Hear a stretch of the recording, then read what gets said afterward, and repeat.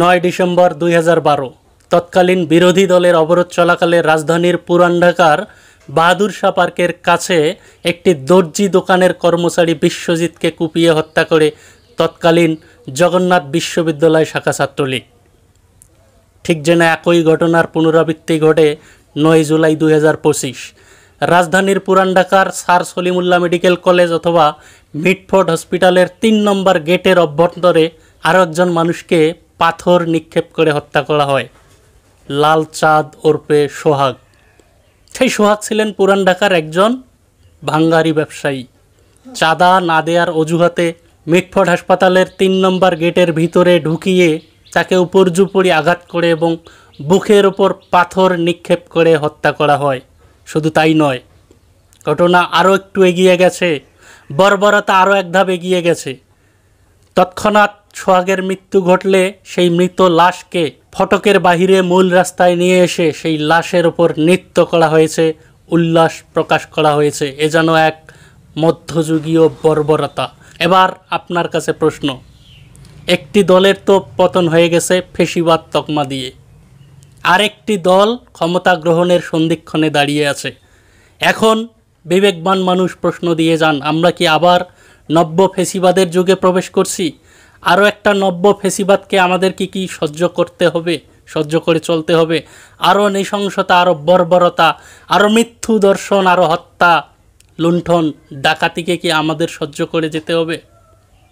প্রশ্ন রেখে গেলাম। এই যে হত্যাকাণ্ডটা সংগঠিত করা হয়েছে, যে নৃশংসতার দৃষ্টান্ত তারা স্থাপন করেছে, যে বর্বরতার দৃষ্টান্ত তারা স্থাপন করেছে, সুস্থ স্বাভাবিক মানুষ সেই নৃশংসতা দেখে, সেই বর্বরতা দেখে ঠিক থাকতে পারবে না ভাই। আমি নিহতের কেউ না, আমি নিহতের স্বদেশী, কিন্তু সেই নিহতের হত্যার দৃশ্যটি দেখে আমিও ঠিক থাকতে পারিনি। আমারও মস্তিষ্ক জুড়ে তোলপাড় শুরু হয়েছে, হৃদয় জুড়ে উৎক্ষেপণ শুরু হয়েছে, উচ্চারণ শুরু হয়ে গেছে। এই একই মৃত্যুর দৃশ্য যদি তার পরিজন দেখে, তার আত্মীয় স্বজন দেখে, তার বাবা মা ভাই বোন তারা যদি দেখে, তারা কিভাবে সহ্য করে থাকবে? তারা একটা মানসিক ট্রমার ভিতর দিয়ে যাবে, আজীবন সেই ট্রমা থেকে তারা বের হতে পারবে না। স্বাভাবিক সুস্থ সচেতন মানুষ মাত্রই এই হত্যাকাণ্ডের নিন্দা জ্ঞাপন করবে, এই হত্যাকাণ্ডের প্রতিবাদ জানাবে। প্রতিবাদের সময় এসে গেছে, প্রতিবাদ এবং প্রতিরোধ করতে হবে। কোতোয়ালি থানার ভারপ্রাপ্ত কর্মকর্তা অফিসার ইনচার্জ তিনি ঘোষণা করেছেন যে ইতিমধ্যেই 2 জনকে গ্রেপ্তার করা হয়েছে, বাকিরা পলাতক, তাদেরকেও গ্রেপ্তারের চেষ্টা চলছে। শুধু গ্রেপ্তার করলেই হবে না, বিচারের সর্বোৎকৃষ্ট উদাহরণ, সর্বোৎকৃষ্ট দৃষ্টান্ত স্থাপন করে যেতে হবে। আমরা যদিও কোনো হত্যাকাণ্ডকে রুখে দিতে পারি না, কিন্তু সেই হত্যাকাণ্ডের বিচার আমরা নিশ্চিত করতে পারি, যাতে অপরাধীরা অদূর ভবিষ্যতে পরবর্তীতে হত্যাকাণ্ড সহ এই ধরনের নৃশংসতা বর্বরতার দৃষ্টান্ত স্থাপন করতে 10 বার ভাবে যে অপরাধ করে পার পাওয়া যাবে না।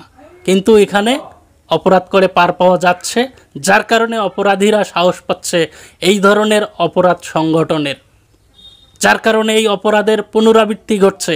একটু মিলিয়ে দেখবেন ৯ ডিসেম্বর ২০১২ আর ৯ জুলাই ২০২৫ ঘটনা যেন একই সূত্রে গাঁথা, একই ঘটনার পুনরাবৃত্তি, একই নৃশংসতা, একই বর্বরতা, সব কিছু যেন একই সূত্রে গাঁথা।